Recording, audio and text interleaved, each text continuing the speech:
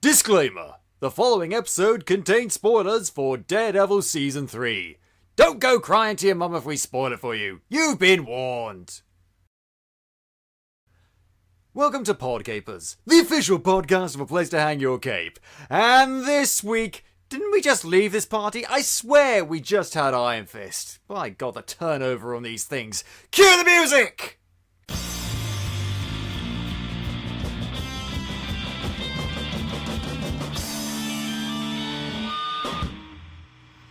Welcome to Podcapers, the official podcast of a place to hang your cape. My name's Scott James Merridew, and this is the show where we talk about various geek and nerd related topics, and are joined each week by a very special different guest. You know the score by now. Every time we do an MCU Netflix show, we have him on. It's Mark Russell.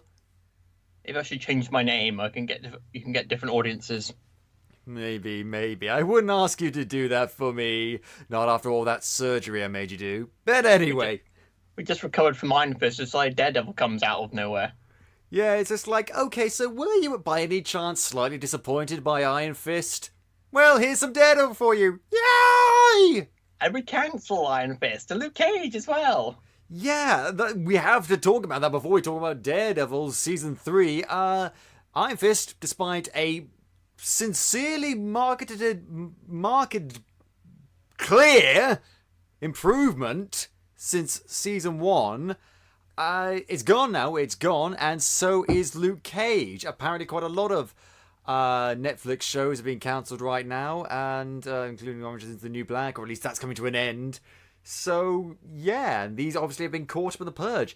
Iron Fist makes sense, because first season was so unbelievably notoriously crap. It's sort of, that taint doesn't go away right away. And Season 2, I think, was good. I think it was a lot better. Could have been a lot better still. And even then, it had a lot of ways it could have improved. And, we talked about this in our Iron Fist Season 2 episode. So go back and listen to that if you want some further context. But I can understand why that got cancelled. Luke Cage, though? Really, any problems we really have with Luke Cage are sort of problems that are with all of the Marvel Netflix TV shows. So yeah, why? Apparently there's a lot of stuff going on behind the scenes, a lot of creative conflicts and studio problems I don't know the full ins and outs of. Mark, your take on it? Well, I had assumed it was because of Disney planning to do their own streaming service, and we could assume that they're getting cancelled or going to be shoved over there, because Marvel, the one thing we can guess is that perhaps maybe they'll revive Iron Fist and Luke Cage as heroes for hire, and bring those two together. I don't know. Possibly. I mean, there have been some hints that might be happening, or some sort of spin-off might be happening. Who knows? I certainly hope so, because I do want to see more Iron Fist. I do want to see more Luke Cage. I think Luke Cage is an infinitely superior show, but I do like the character of Iron Fist when he's done, right. Mm-hmm. If Jessica Jones is cancelled, we riot. Oh, we take to the streets. We march! On this day, we riot upon the offices of Netflix, and we demand, give us back Jessica Jones. Wherever the Netflix offices may be, because I have no idea where they are. I'll do a Google. Yeah, but it's Unleash the Horsemen of the Apocalypse. Yeah, it's not those Horsemen of the Apocalypse, the actual ones. As opposed to those other well-known Horses of the Apocalypse. From X-Men. Okay, those are the Horsemen. The Horsemen of the Apocalypse, not the Horses. The Horses. The hostess of the Apocalypse. The Hostesses of the Apocalypse.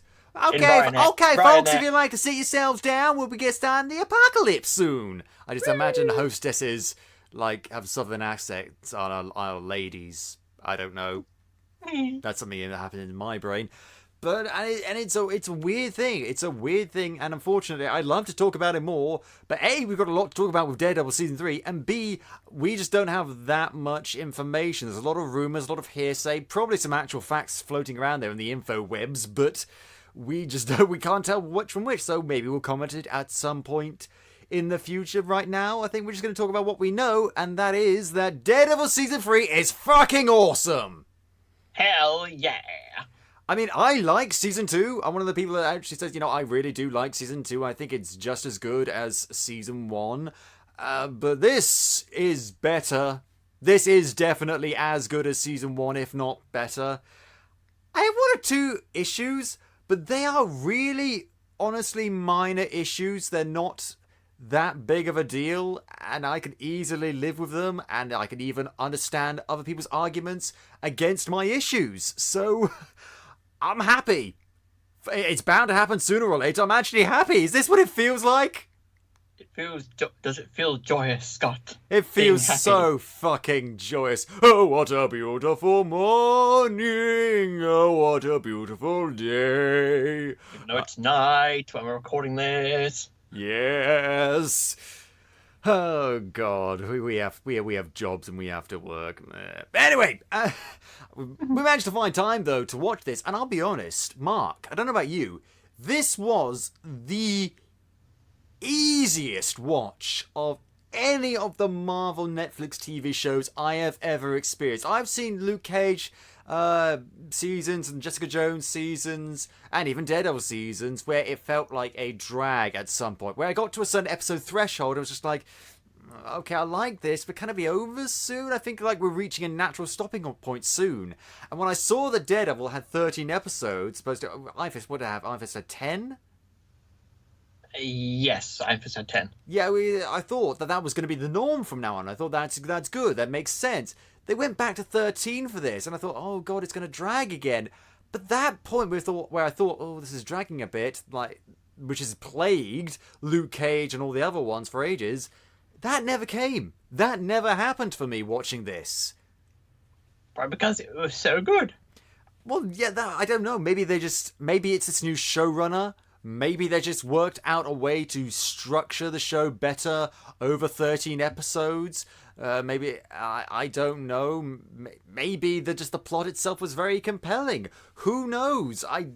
What do you think? We're going to give you the answers? We're just fucking critics, you know? Why are you looking to us for answers about this piece of media? God. Well, we're going to explore that. Go watch it yourself. We're going to explore that and lots of other stuff in the show. So I think we should just get started, shouldn't you, Mark? I agree entirely. Okay, so it begins where the Defenders left off, with Matt Murdock surviving, having a building dropped on him, as you do, as a guy with no super strength or super invulnerability can do, and washing out of, the drain pipe of convenience. I think I maybe saw Andy Dufresne walk out of there a while ago, along with Jack Napier and a Catwoman. Anyway, and them superheroes gotta keep crawling out Shawshank again. Yeah.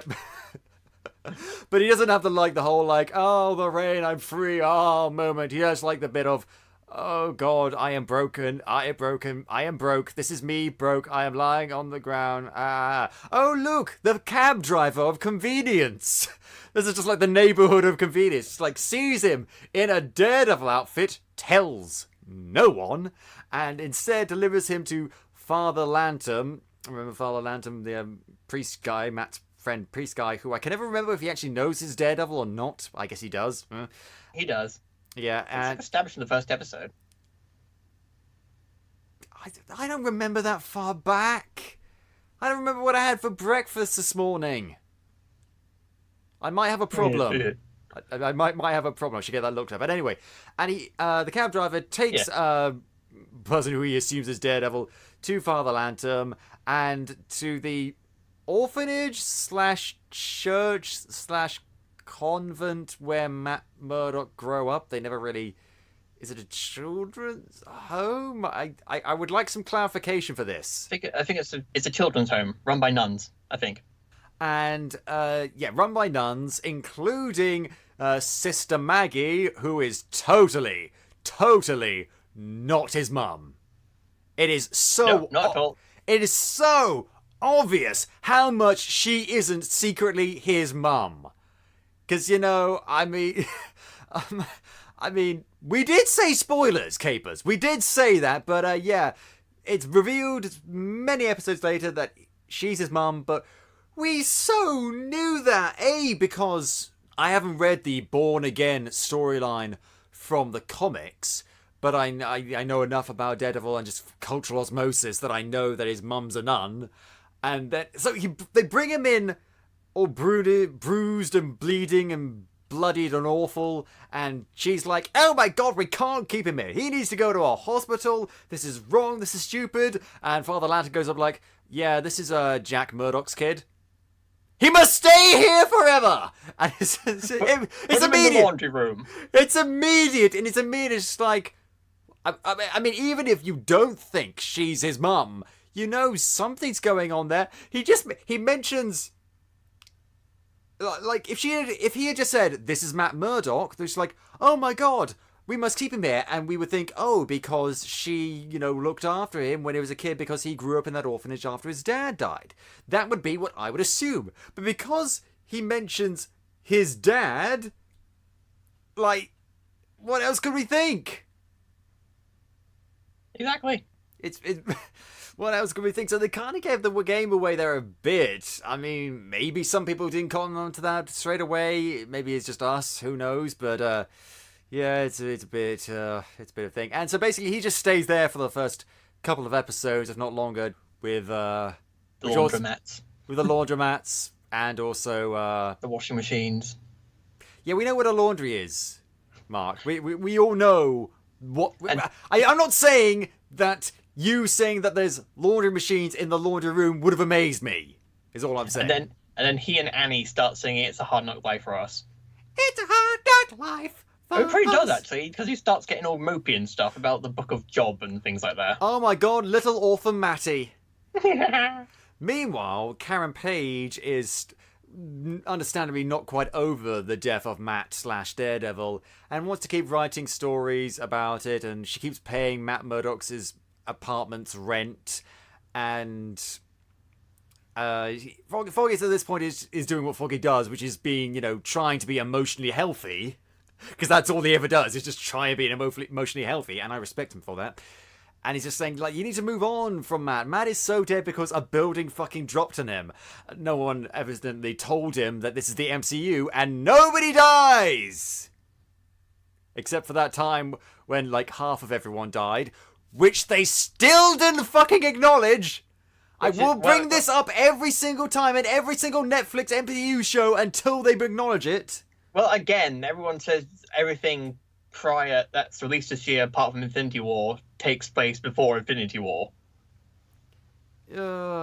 Still, okay, fine, but I'm still waiting for someone to like just turn to dust at the end of the series, like, oh, it's on. Oh god, like that. Because Agents of Shield, I thought they were going to do that in Agents of Shield, and they didn't. They ticked me off. Well, I've been watching Agents of S.H.I.E.L.D. Sorry, folks, I haven't been watching it. But anyway, I've been watching this! Jeez, I don't have so much time. No time at all.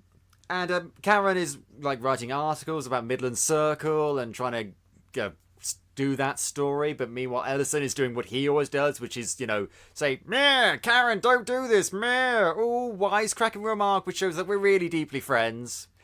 I mean, let's be honest, we've got used to the character dynamics by now. We really have.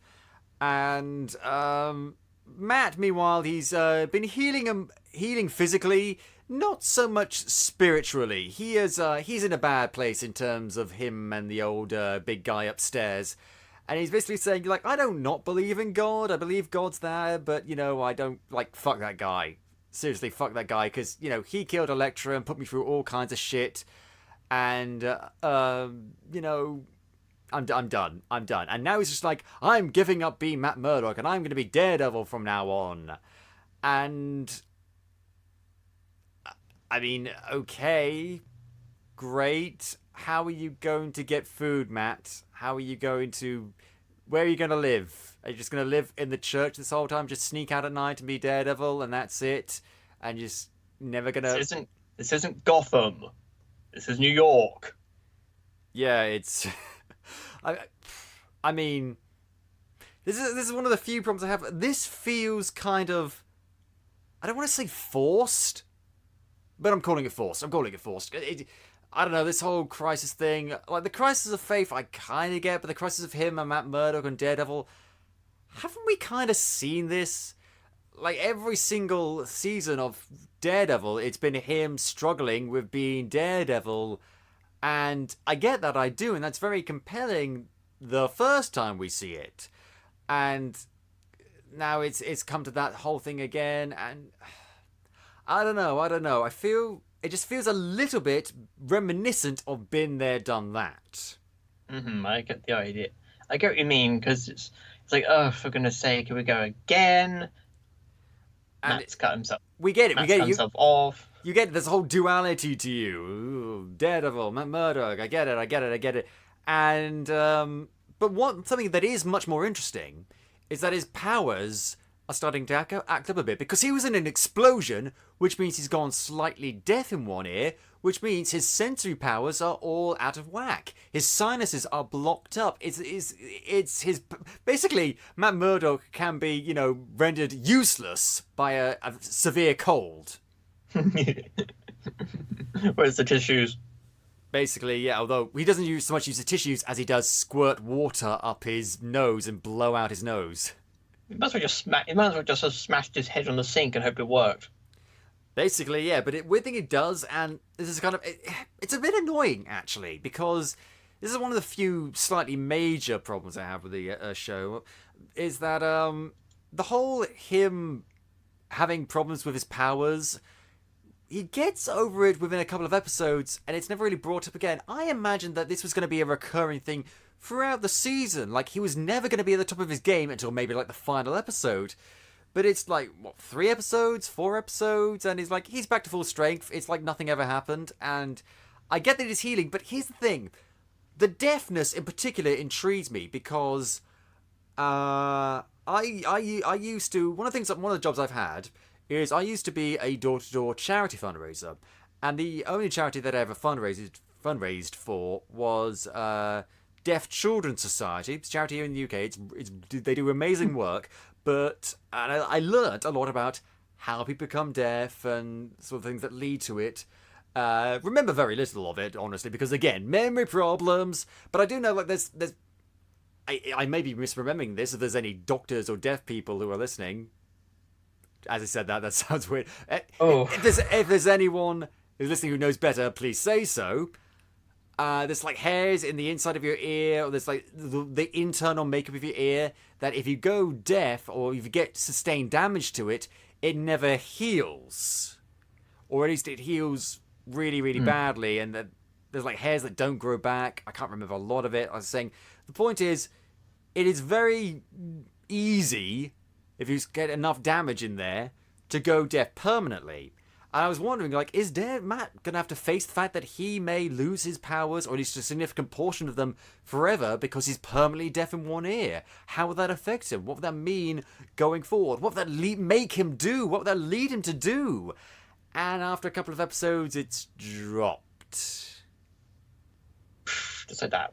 Just like that. Like, he gets over it really quickly. Very, very, like, blink and you'll miss it. Not really a lot of attention put on it. And it feels a bit like a missed opportunity. And especially when there are actual other interesting stuff going on. Like, he confronts 2 people who are his kidnappings, 2 people in the next episode. And he tries to fight them, and they kind of kick his ass. And he's so racked with torment from this. His body, his mind, his spirit, his powers are all just so broken that he tosses like this steel lead pipe at them, and he like folds up in front of them, exposes his head to them, and it's like says, "God forgive me," and you can tell, oh my God, he's trying to commit suicide.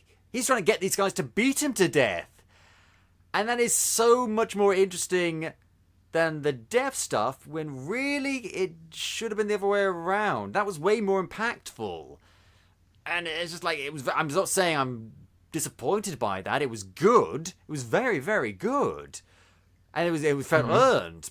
But at the same time, like, that level of attention to the characters should have been applied to the deaf part. I agree. Well, the good thing is he's wearing the black costume again. Yeah, the black costume. I think we should just talk about this the right way. This feels like a significant step back for me. What? Where was it? Where'd he get it from? I think he made like another one. I suppose. And as I was saying before you so rudely interrupted, this feels like a significant step back. Because in the first season, I don't know about you, I was waiting for him to get back into the Daredevil costume. I was waiting for him to get into that, and it's like, oh my god, he's in the Daredevil costume. Oh, so cool. And now he spent the majority of season 2 in the Daredevil costume, and now he's out of it again. And it's just like, I know the character of Daredevil doesn't begin and end with the costume. No superhero does, except for maybe Iron Man, if that. But yeah, this feels like a kind of a step backwards. Like, and he says, "I just want to be Daredevil full time," but then he later says, "I've outgrown the Daredevil costume," and it's just like, really, so you want to be Daredevil full time? You still acknowledge yourself as Daredevil. You call yourself Daredevil, but you don't want to wear the devil costume, which was designed specifically to help you do your job much better.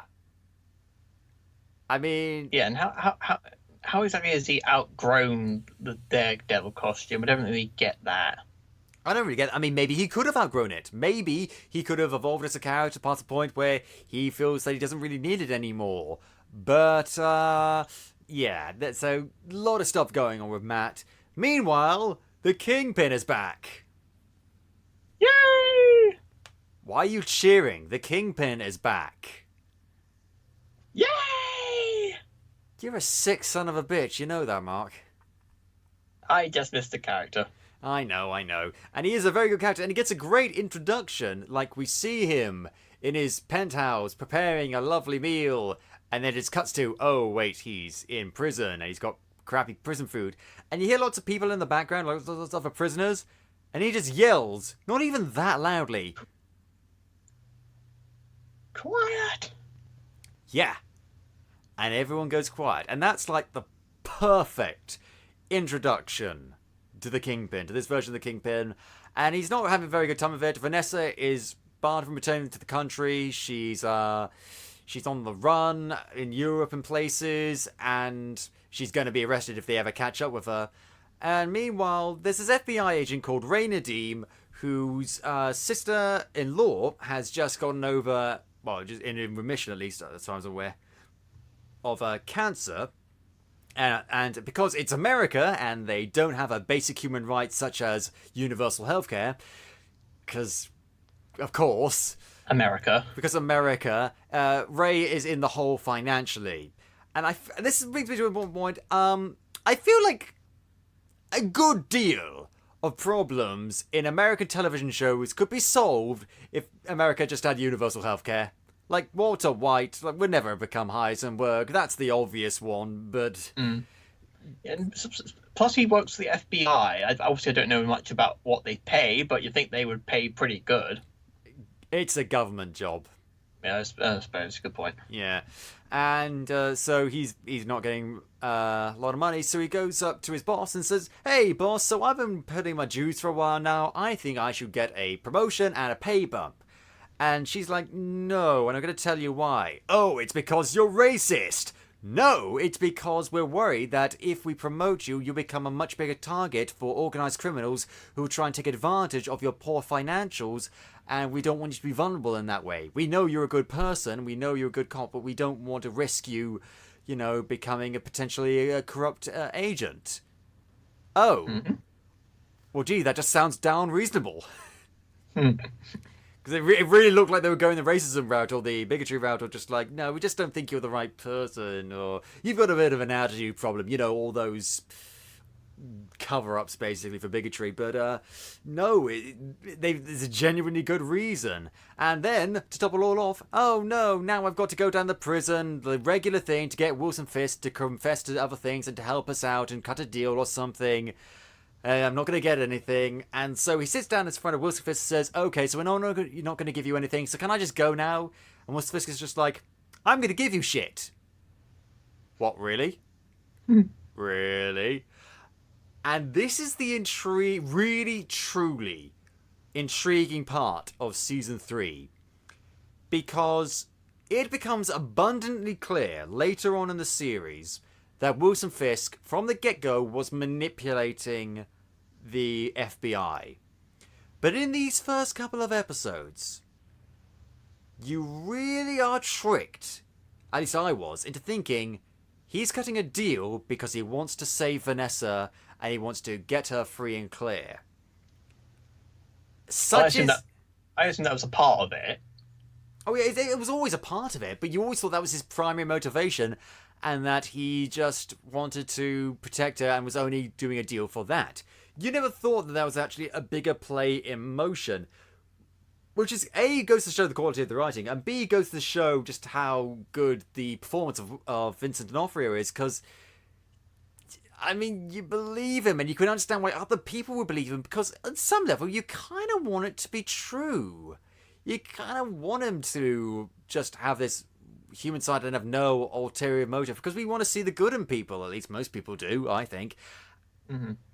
But you cannot trust the Kingpin. You cannot trust Wilson Fisk, because he was playing the long game the whole time. We will get to that. And meanwhile, Karen and Foggy start to realise, wait, is Daredevil back? Is Daredevil back? Who knows? Karen says, Daredevil is definitely back. And Foggy's like, come on, a building dropped on him. And this is a world where, Captain America came back from the dead and aliens invaded New York and stuff like that. So one guy's getting a building thrown on him and surviving? No, I'm sort of playing both sides in this whole having a building dropped on him. Because on the one hand, in our world, that would make no sense. But in their world, you can kind of understand it. Yeah. Although I still find it bizarre that some people still raise an eyebrow at anything that seems impossible, considering what world they live in.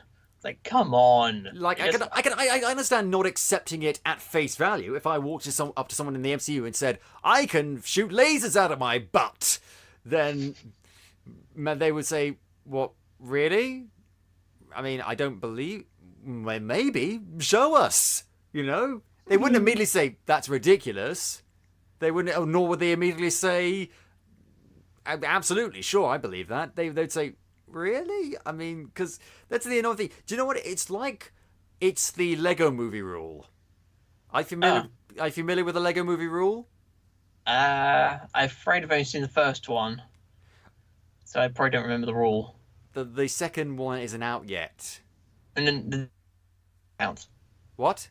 The Ninjago movie that's set in the same universe. No, that doesn't matter. The Lego Movie rule, it's my own personal theorem, Capers. Basically, we live in a post-Lego Movie world, which is very fucking annoying, because the Lego Movie is great. Let me explain. You may be slightly confused right now. Allow me to elaborate. You see, when the Lego Movie was due to be released, when it was being marketed and such like that, most people, a lot of people, including myself, thought, wow, this is fucking stupid. How could a movie about Lego be good? How could you possibly do that? Why on earth would anyone want to do it? This is just a basic big marketing toy for, well, toys. This is just all it is.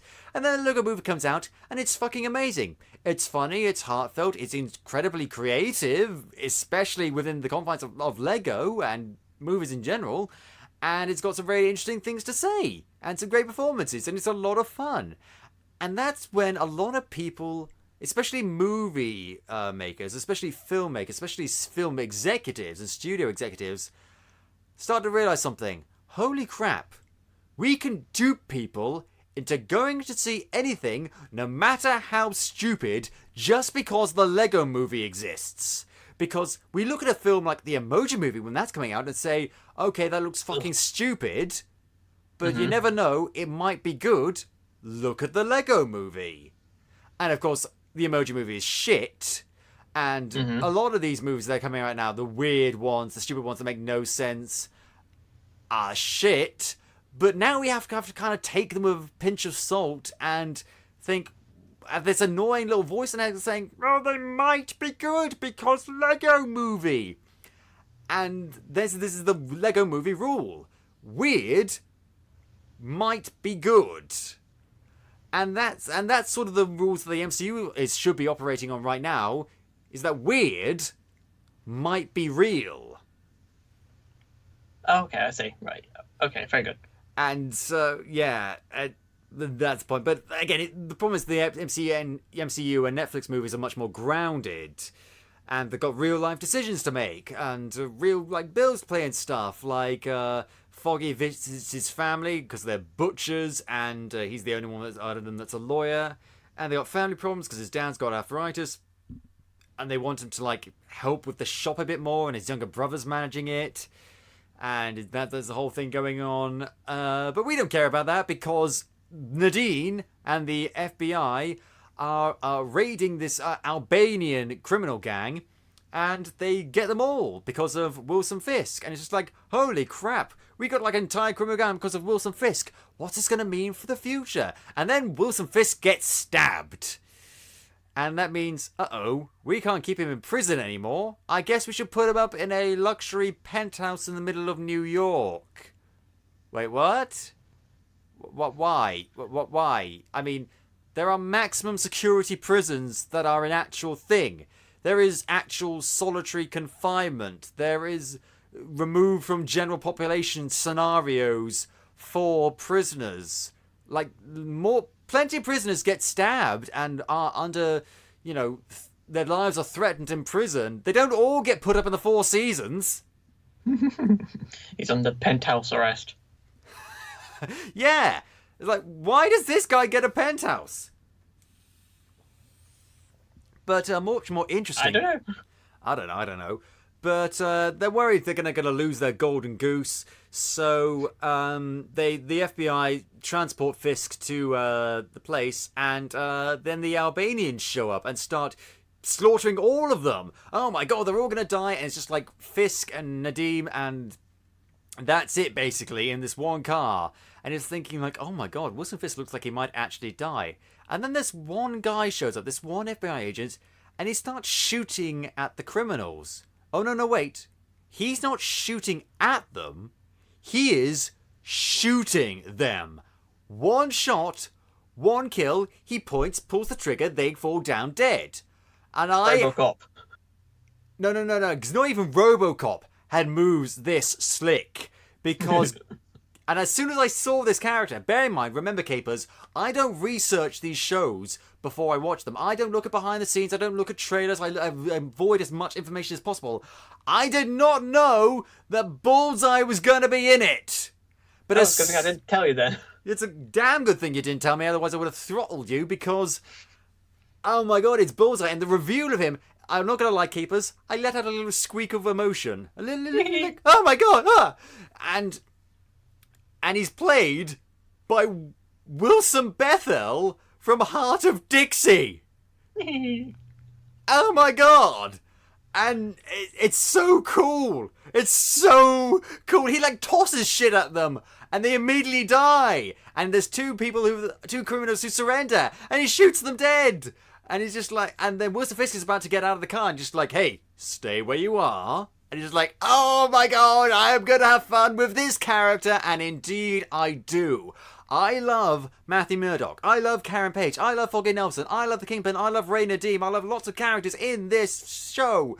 But dear God, Wilson Bethel as... No, he's not called Bullseye this. He's called Dex, a.k.a. Ben Poindexter, is my favourite character in this season. I never knew he was called Ben Poindexter. Really? That's his name? That's great. Yeah, Bullseye's one of those villains that his name is a matter of canon, but it never gets mentioned ever, because if you were called Ben Poindexter, you want to be called Bullseye or Dex, because you can't get away with being called Poindexter. But yeah, and that's the thing from the comics, and God, he's such an interesting character. He is such an interesting character, played so well by Wilson Bethel. I've talked before about how I like the show Heart of Dixie. I'm not ashamed of it. I'm not fucking ashamed of it. This is Rachel Bilson and all these people, and the guy who plays the main guy in Black Lightning. Black Lightning. I assume this Dixie show is another one to add to my watch list. No, it's Heart of Dixie. Yeah, Heart of Dixie. Not Miss Dixie. Let me tell you a story about a young go-getting New York surgeon. Surgeon? Yes, doctor anyways, who travels to the heart of Southern America to be a doctor there, and there's romance and capers and hijinks and all sorts. I'm not ashamed of it. I'm not ashamed of it. I liked it. Fuck. I don't just watch superhero stuff, capers. I have multitudes. I have dimensions. I have layers. I like Heart of Dixie. I was sad that it ended. It ended on a high note, I thought, and I'm glad that Zoe and Wade got together. Spoiler alert, but Team Zayd forever. But you know what? Fuck it. I don't care. I was very disappointed when Wilson Bethel turned out not to be starring as the main guy in Star Wars 1313. Even more sadder when that video game got cancelled. But what the hell? Pointed. Well, now he's here as Bullseye. Now he's Bullseye, and I'm happy with that. And basically, so they get captured, and no, they don't get captured. They escape. They escape, and they get to the penthouse, and this causes a big public outlash. Like, Wilson Fisk let out of prison. Karen is like, "Oh my god." Matt is like, "Oh my god." Foggy is like, "Oh my god." It's like all these characters finding up. It's just like, oh god. Oh no. Bad things are going to happen. And this comes to a very interesting thing that happens throughout the season. Matt starts having... They're not quite hallucinations. I imagine them as sort of like scenarios he's playing out in his head. He imagines Wilson Fisk talking to him, and he's kind of out of focus and behind him. But he imagines... Well, it is very well done, and later on he imagines his dad, and it's kind of interesting and shows the dynamic, because these characters are separated for almost all of the season, and it's a good way of getting them together without actually getting them together, and it's kind of interesting, also kind of out of nowhere, but for what it is, I liked it. I agree. But it's really good.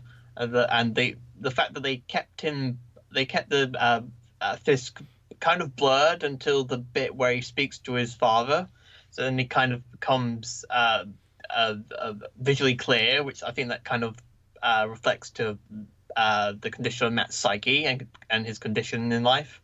Yeah, I think, well, yeah, but it's I don't know. There's no precedent for it. There's no lead up to it. It's just like, oh, this is the thing that we're doing now.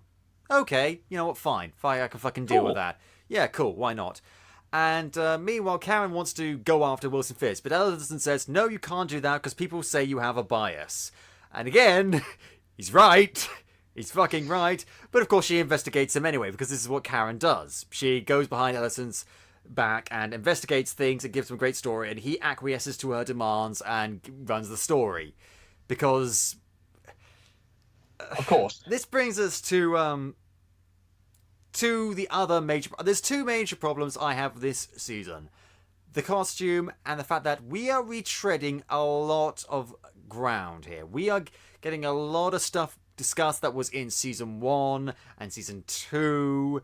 And if it was a continuation of these themes and exploring them in new and interesting ways and developing these characters further, I understand. But instead, a lot of these characters are kind of in a holding pattern, doing the same stuff. And not all the time, granted. Sometimes they do different stuff, and sometimes come up with different ideas and different perspectives. And they do grow and change and develop and go different places and have forward progressions. But a lot of the time, they're just doing the same old shit. And it's not that it's bad shit. It's good shit. This was Season 1 stuff. This was good. This is interesting. But it's the same. And that's something that I didn't have a problem with Iron Fist Season 2. Think about that. Ooh, that's a lot. That's quite interesting, isn't it? I suppose because Iron Fist was decided to chuck everything out that was bad about it and do something quite different. Well, maybe that's an unfair comparison. You're right, because Iron Fist Season 1 Iron Fist was shit, and no one wanted to see that same stuff again. They wanted to, they had to project the character forward. Meanwhile, people did like Daredevil as Season 1.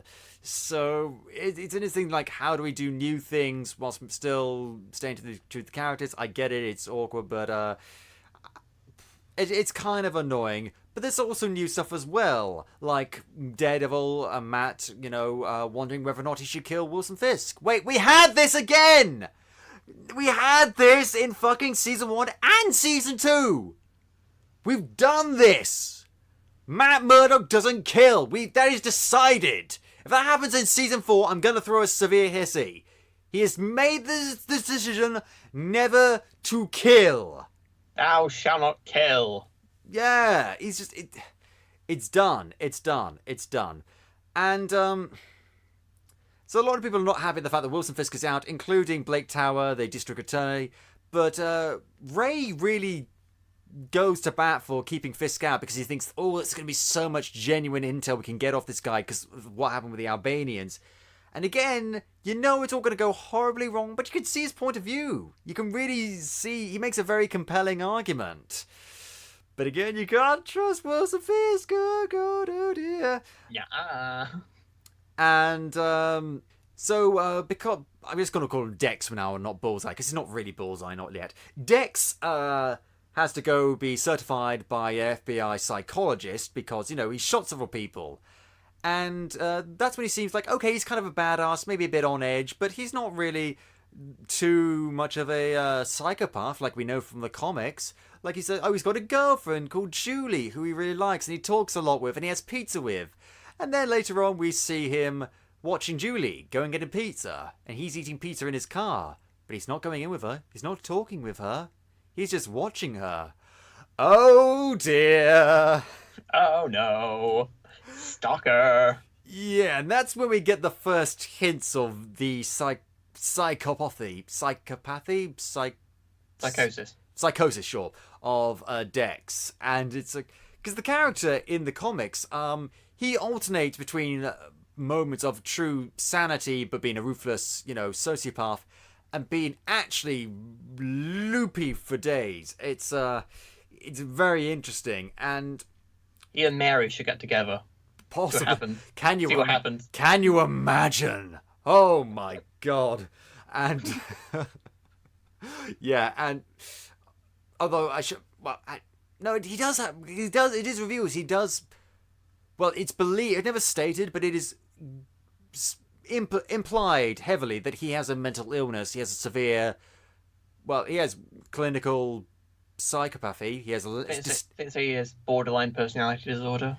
Personality disorder, severe lack of empathy, and we learn that a bit later because right now Matt meets up with Foggy. He's like, "Hey, I'm alive." And Foggy's like, "You son of a bitch." And yeah. And then Matt steals his wallet. Thanks, Matt. See your friend. You are a bad friend, Matt Murdock. You are a bad friend. He hasn't seen you for God knows how many months it's been since you have a building dropped you. And the first thing you do is, hey, Foggy, I'm rejecting your friendship. I'm going to steal your wallet. Bye. Thanks a lot. And the reason why he's doing that because he wants to find out why Wilson Fisk ratted out on the Albanians. Why them specifically? And this is when we get to the prison scene. That fucking prison. He goes to prison to meet with an old client of his who's currently serving some time, but a lot less time than he would have gotten. And he asks about the Albanians. And because of that, he gets punched. One thing that basically leads to another. And the guards are like, hey, you got to go to the prison nurse prison doctor, because otherwise, you know, for liability reasons, we've got to make sure that things are okay. And he does so, and then the prison doctor attacks him. He's like, oh, what happens here? I'll tell you what happens here. The longest, most awesomely shot, well put together, long cut scene. Out of all the long cut scenes, out of all the corridors, out of all the superhero fights so far in the MCU. Epic hallway fight. Basically, yeah, it's become a bit of a cliche at this point, but yeah, basically, prison doctor tries to get him, and lots of other prisoners try to get him. The Albanians, is it the Albanians or is it other people? Or is it, oh no, is it Wilson Fisk? He fight the doctor tries to give him a surgical strike, and then the phone rings. He's like, "Hello." It's like, "Oh, it's me. I'm the Kingpin." Oh yeah. I'm coming to you down the line, and then they throw all the guards and stuff at him. I was like, and when the scene was over, I went back and watched it, and I started playing the Mortal Kombat theme song, and like, this is awesome. Ready, fight. Go do it. It's amazing. And yeah, it's. I mean, and it is. I mean, we know it can't have been shot in one go. It was all done in one shot. Really? Yeah, I think it was.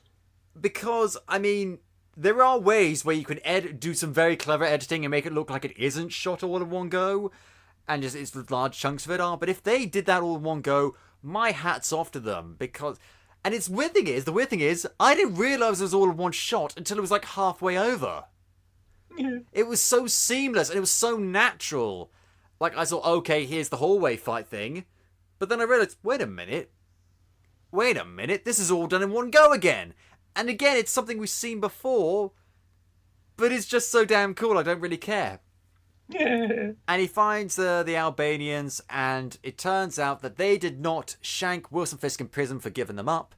That was some guy called Jasper Evans, who is now out of prison despite the fact that he had a life sentence. And he quickly has to escape the prison despite the fact that prison guards and prisoners are all trying to kill him. And he crawls the cab that he took to get there, who stayed there despite the fact there was a prison riot going on. Oh, wait, no, it turns out it's another one of Wilson Fisk's thugs who drives the cab into the river. Caploosh. From one bad situation to another. Yeah. And Karen, meanwhile, is doing some research about this bank called Red Lion, which is involved with this guy called Felix Manning, who makes problems disappear. Whoosh. Yeah, I don't think he says whoosh while he does Magic. that. Magic. Okay, so I just got rid of a bunch of evidence that was going to implicate my client. Whoosh. Whoosh. So why do you keep saying that? It's my thing, Jeremy. It's my thing. I don't know. And, so meanwhile, Foggy is freaking out about Wilson Fisk coming to kill him. He is absolutely freaking out. But his girlfriend, Marcy, says, here's an idea. Why didn't you run for district eternity? Eternity? Run for district eternity! Yes. No. It's, district attorney. DA. DA, thank you. Well, every time I say DA, I just think of Dumbledore's army. DA, not DI. DA, DIDO. No. DA, Dumbledore's army. It wants to be the boss man now. What? It wants to become Two-Face. Why do you just say DI? Who cares? Mark, I don't understand you sometimes. I really don't. Anyway, Thank you.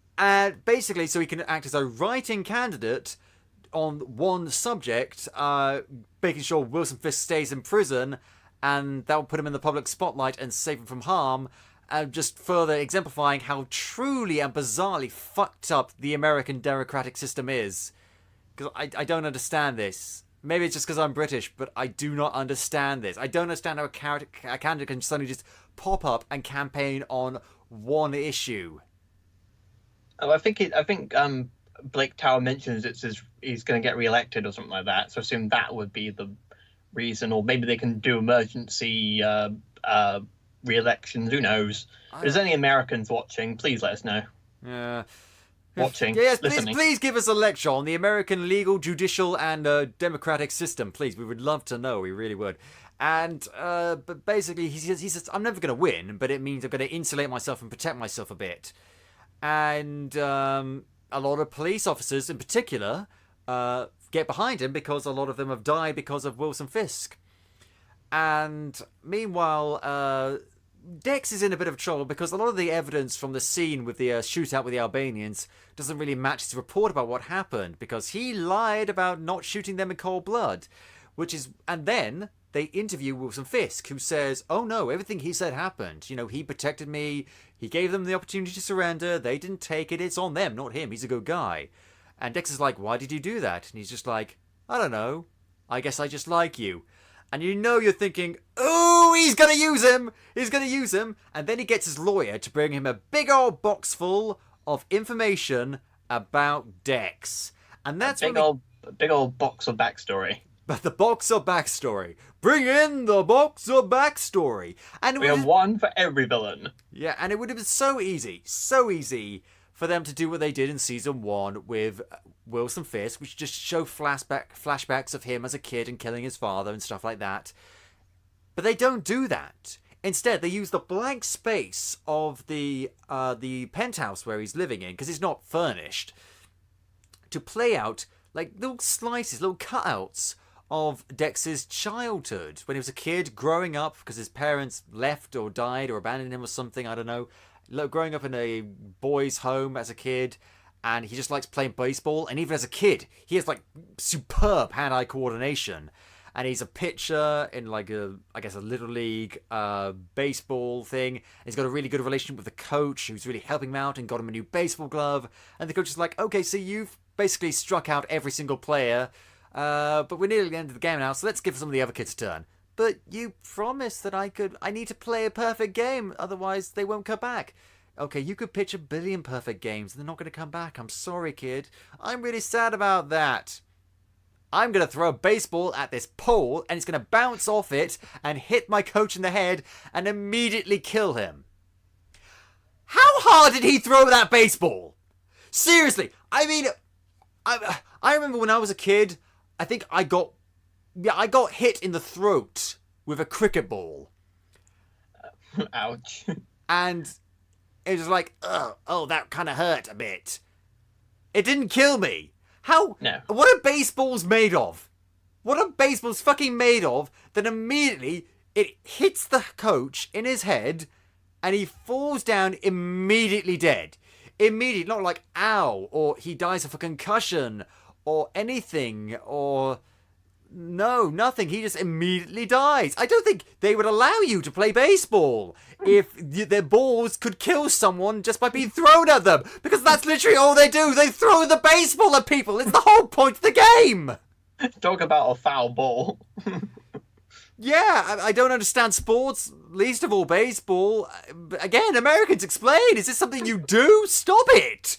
Bad enough you play American football, which is not an actual football, that gives you concussions. Rugby. It's rugby. It's rugby with body armor. It's stupid. And I don't get what they call it. What do they call it? Hand egg. Yeah, whatever it's called. Because they don't. It's not a ball, and they don't kick it with their feet most of the time. Yeah. But anyway, they throw the hands. Anyway, that's a whole other. God, we are on so many tangents today. Oh dear. And we're in episode 5. Yeah, and and that means he goes to a therapist who basically says, "Okay, so you need to learn about how to not kill people. Basically, you need to learn how to not kill people." But I like killing people. But that's bad. That's bad, kid. Okay. So you clearly don't care about anyone. So next time someone says something that's, sad about them, you have to just say, "That sounds really hard." And I'm not a therapist, nor am I a psychologist. I have mentioned that I've done psychology at school, but I feel like the therapist should be trying to teach this kid how to actually have feelings of empathy rather than fake them. But again, I don't know what I'm talking about, so I could be talking out of my arse. I think it relates to his kind of like the rigid structure thingy that she was teaching him. It doesn't just apply to jobs, it applies to also his emotional state and his social state as well. So that she gives him these what's the word for generic responses to situations where he would not react to emotionally. Yeah, and the great interesting thing about this is while these scenes are playing out, it's played like almost like for theatre in a theatrical way. Yeah, exactly. A little sidewinder. Well, a couple of years ago, I was part of a theatre critics course at my local theatre, and the last thing we did, we went to basically what the Kingpin's experiencing. We watched a drama being played out, and we followed the actors around in the area. So that really reminded me of what I experienced. I thought this is fantastic acting right here. Yeah, I saw a play in Leaf a while back that a friend of mine's boyfriend was in. It's this big, huge open space, and you can follow actors around. It's interactive theatre almost, and ours was in what you call it, one of those big what's it called stage? Storage. No, it was in a storage facility, and we were following the actors around as they played with props and stuff. So we're literally walking around this giant labyrinth of lockers, following them play the story of coming of age, and it was amazing.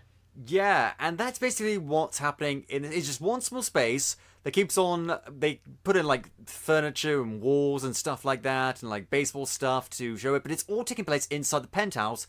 And the Kingpin is watching it, and so not really interacting with it, but just observing, and always there. And you can see the gears moving in his head, because this is him reading and looking at all the stuff in the big box backstory. This is his thought process. It's such a brilliant visual representation of him learning about this character.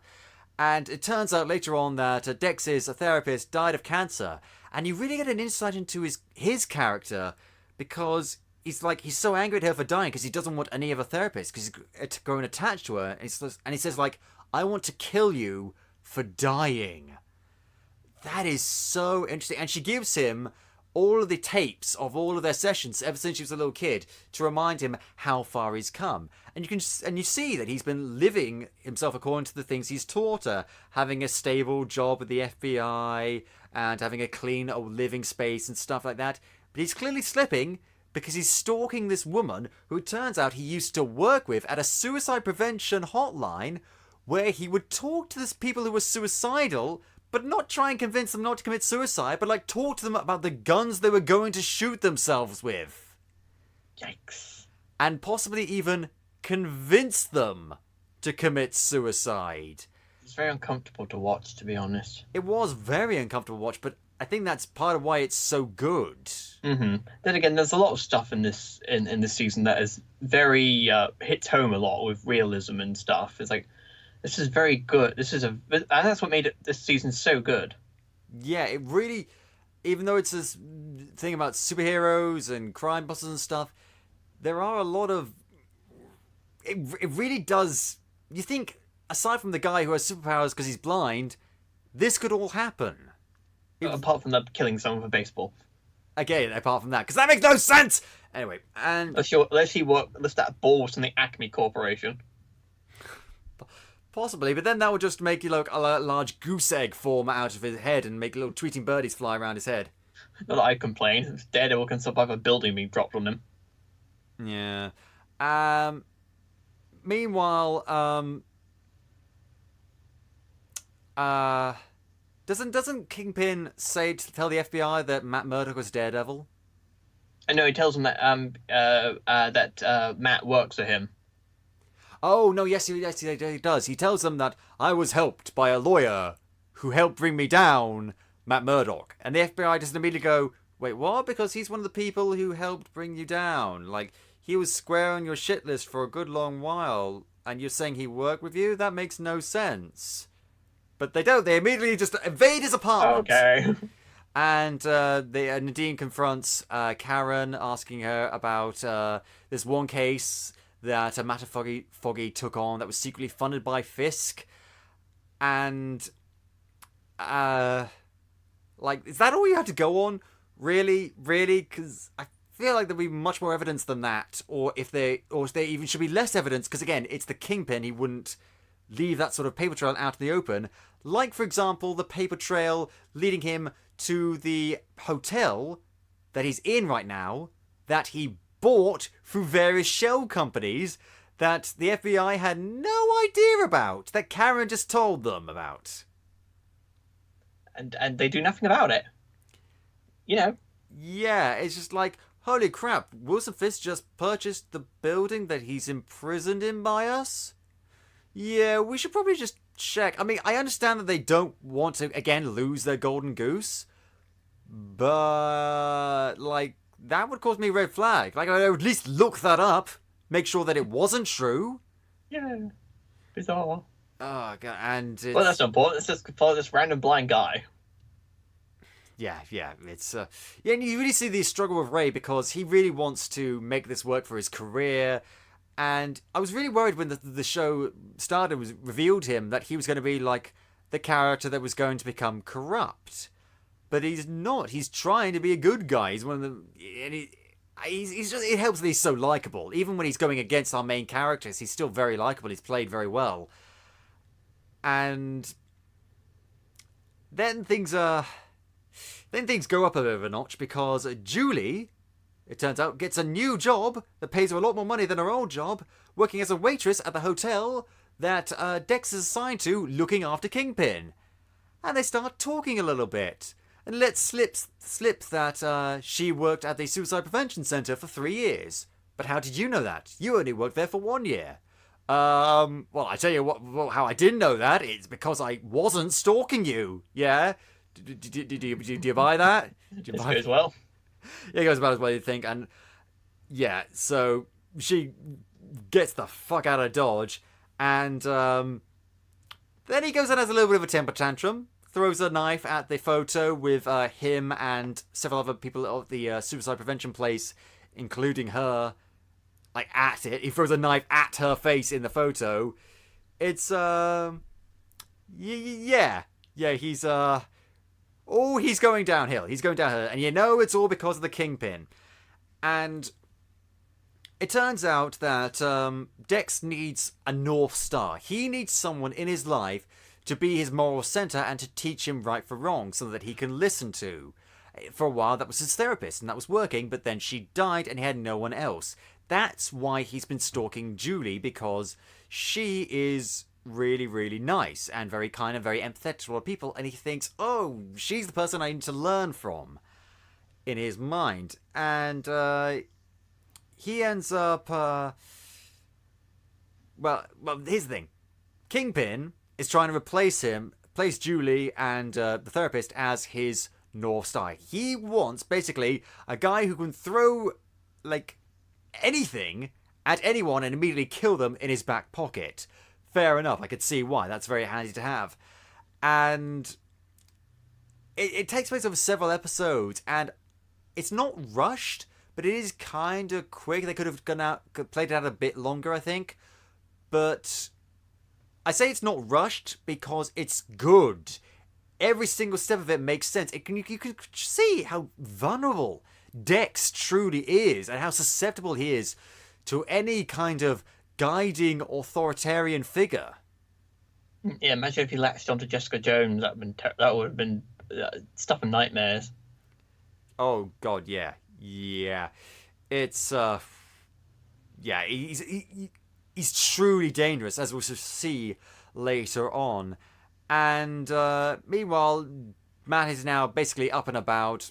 All the problems with his hearing are sorted, and he's up and about in the old black suit and trying to find this Jasper Evans guy to put Fisk back in jail. And Karen is like, no, I'm not having anything to do with you because of all the shit you pulled. But eventually they agree, because why change now? And but only if he turns himself in and makes sure that everything's done in the up and up, because the law is everything. It's fine. The law is great, despite the fact Foggy goes on about the law in this season so much. The law is always good. The law is the right way to do everything. And I mean, leaving aside the fact that I have never personally subscribed to that philosophy, there is so much evidence against that, because Wilson Fisk uses the law to cause chaos and havoc. In fact, in real life, lawmakers make laws that are often at times awful and discriminatory and backwards and self-serving. Because, for me, my philosophy is legality is one thing and is important, yes, but far more important is morality. Mm-hmm. And the problem is, morals, you can argue moral relativism, and something for one person is moral, for some other person it's not moral, whatever. But laws are described as absolutes, but they're really not, because they can easily be changed. I know this because they always are, except when they're not, and they really should be. And I don't know. I feel like I was waiting for the moment where Foggy was just like, you know what? The law is a good thing, and sometimes it's not, though, and that's when you have to change it. And he really needed to get past this whole Boy Scout, the law will always make sense, even when there's tons of evidence surrounding him that it doesn't. He really needs to get past that. But yeah, and meanwhile, Dex is now completely under Wilson Fisk's sway, and he's like, hey, so I'm going to send a guy over to you, and he's going to help you out with something. And it's Felix Manning. What is he going to do? Well, we'll see later, because Matt and Karen track down Jasper Evans and say, okay, you know what? You're going to turn yourself in. You're going to give an interview at the Bulletin, and you're going to put this all out, that Wilson Fisk did all these things for yourself and your son. We'll get you out of here afterwards. We'll protect you. But you've got to do this now. And he's like, okay, fine.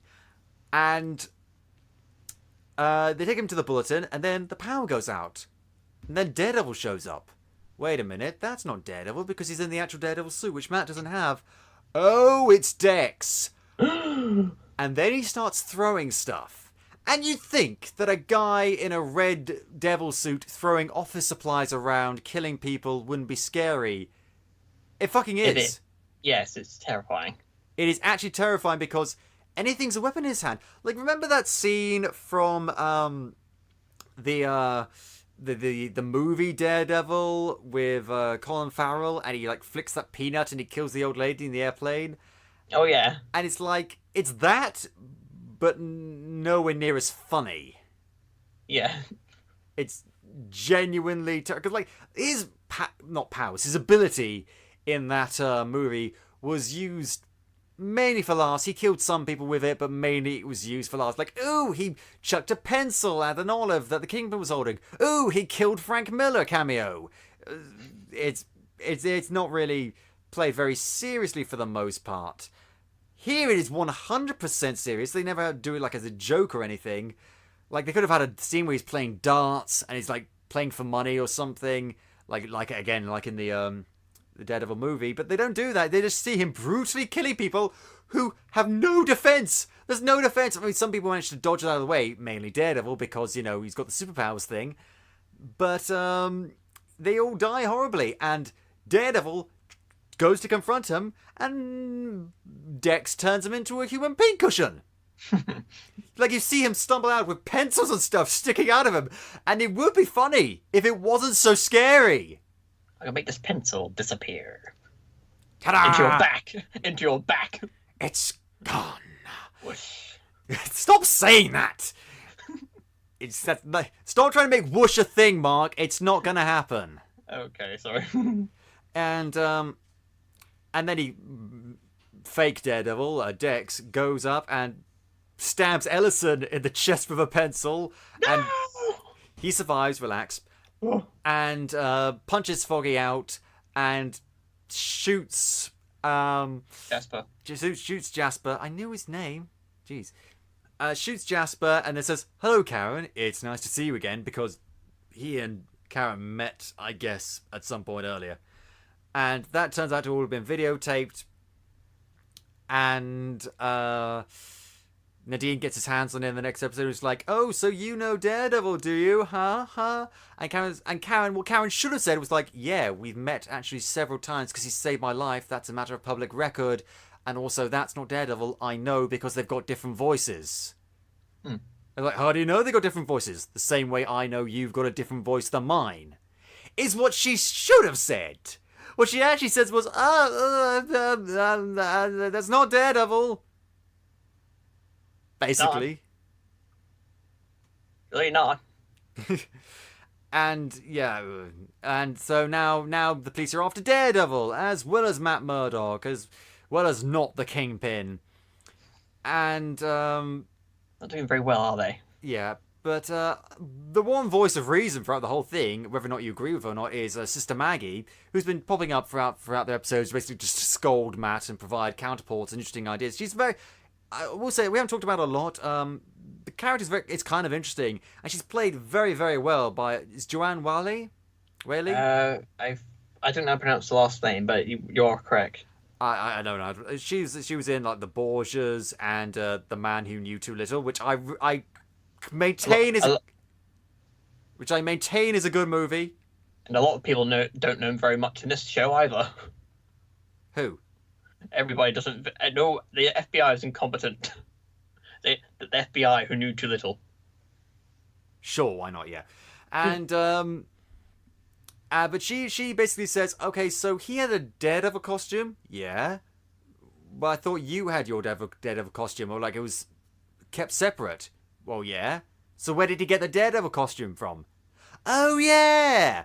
You know, Matt Murdock, you had to go to university to pass the bar and to become a lawyer. You'd think you would have figured this out by now, but no. The nun figured it out. Well done. And no disrespect to the intellectual capacity of nuns. But, so yeah, it turns out he goes to Melvin Potter, who's still in a relationship with Betsy, the parole officer. And it turns out the Kingpin got to him and made him make him make 2 suits, and he goes into this small cage-like area where the suit is kept, and Potter closes the door and says, yeah, the FBI are coming, he made me do it, I'm sorry, gotta protect Betsy, bye, and then fight. And FBI come and fight, and I thought this was going to be the moment. I thought this was going to be a moment where Matt would reclaim the suit, but this is the moment where he says, I've moved beyond the suit. And it's just like, why can't you just wear the Daredevil suit?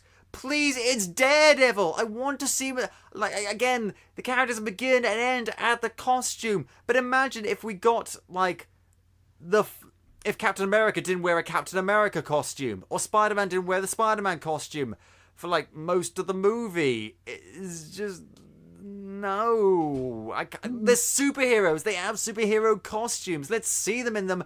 The black suit is great. It's fine. Great for the first season. And I can understand them bringing it back for a couple of episodes as a callback, as a convenience thing. But just put him in the red suit! Give me this! Put on the damn suit! He's the only one of the MCU, the Netflix MCU characters who wears, like, his actual suit for most of the time. Jessica Jones doesn't have a suit. Luke Cage, I guess, has the yellow shirt and stuff, and even then just on the hoodie, but he doesn't really wear that much. Iron Fist, we've got, like, a couple of flashbacks of him with the thing, but the mask, but that's it. He's supposed to be the one. Just give me that. Just give me this. Just give me this. Everything else is great. Suit. Put the damn suit on. Yeah. But Melvin is arrested. Matt warns Betsy that she needs to get the hell out of Dodge because otherwise the Kingpin will kill her, and he gets away. And meanwhile, Foggy discovers some files that is Marcy, his other lawyer girlfriend, has, and it gives him a bit of an insight into Fisk's master plan. It turns out the reason why he got rid of the Albanians, why he informed on them, is because he is setting up himself to step into the role of being the guy that criminals come to for protection. He's going to have all the criminals, all the corrupt people, and all the corrupt politicians and judges and police officers and stuff like that in his back pocket, paying him like a bit of their money for, getting off scot-free from crimes. That's the whole reason why. And that makes perfect sense, but it's a good plan, but as far as shocking master plan goes, it's not that shocking. It's like, oh, well, yes, that sounds like something he would do. Yes, great. Wow. It's wonderful. Yeah. Great. It's not like earth-shattering. It's not like, oh my god, that's his plan? No way! I never would have seen that coming. It's just like, oh yeah, sure, it makes sense. But I guess a guy called the Kingpin is going to become the Kingpin of crime. What a shock! Yeah. And meanwhile, Karen is having a real bad time because she she blames herself for the attack on the Bulletin. Her colleagues getting killed or injured. One of them is pronounced brain dead, and they're going to shut off the machines that are keeping her alive. Mm-hmm. And she has a big falling out with Ellison after she accidentally lets slip to him that she knows who Daredevil is, and he refuses to tell him. It's just like, you know what I'm going to do what I should have done a long time ago. You are so fired because you are not worth the pain, Karen Page. You're just not worth it. And Karen is having a bad day because Karen Page has been and always will be the punching bag of the Marvel Universe. Doesn't matter whether it's the comic, doesn't matter whether it's the Netflix TV show, bad stuff happens to Karen Page. Always, poor Karen. Always and forever, bad stuff happens. And meanwhile, Matt figures out that the person who is in the fake Daredevil costume is an FBI agent, and he basically what happens next? He meets Nadeem in his basement. Yeah, he confronts Nadeem and basically says, hey, so I'm not that guy, here's what's going on, let's team up. Marvel team up, should we do that? And he's like, okay, I don't believe you, but okay. And So they go into Dex's apartment to try and find evidence. They don't really find any, but Dex comes back home early and starts shooting at them. And he doesn't need a clear line of sight at them. He just starts shooting at them, and it ricochets and he keeps... It's amazing. Annoying. Basically, yeah. And meanwhile, so they're trapped in a bad situation. Foggy teams up with Karen and says, okay, here's what we're going to do. You're going to, like, write an article, or... Well, you can't write an article. You're going to do something. What was the plan? Oh, God. Foggy was going to go to tell Blake Tower and all the public officials about the Fisk's plan, and he wanted Karen to go with them, but instead Karen goes somewhere else. Yeah, so Foggy, meanwhile, is getting YouTube famous, calling out Blake Tower about the Kingpin. Meanwhile, Karen goes to Wilson Fisk's penthouse to tell him that she killed his BBF. No, BFF. BBF? What's BFF? What's BBF? I have no idea. BBF is nothing, it's BFF. I don't have a BFF, I'm sorry. She killed James Wesley, or Wesley James, whatever his name was, the guy from the first season. And he's just like, no! And then Dex comes in and says, no, stop that, no, go to your room, you, Paige, leave. And was it Nadeem that comes in? I don't know. I think the FBI just run and like escort Karen out so King doesn't flip out. Basically, no, Foggy comes in. Foggy comes in and says, hey, yes. Get out of there. And turns out her plan was Fisk physically attack her and get him into prison that way, due to being angry. And it didn't work, unfortunately.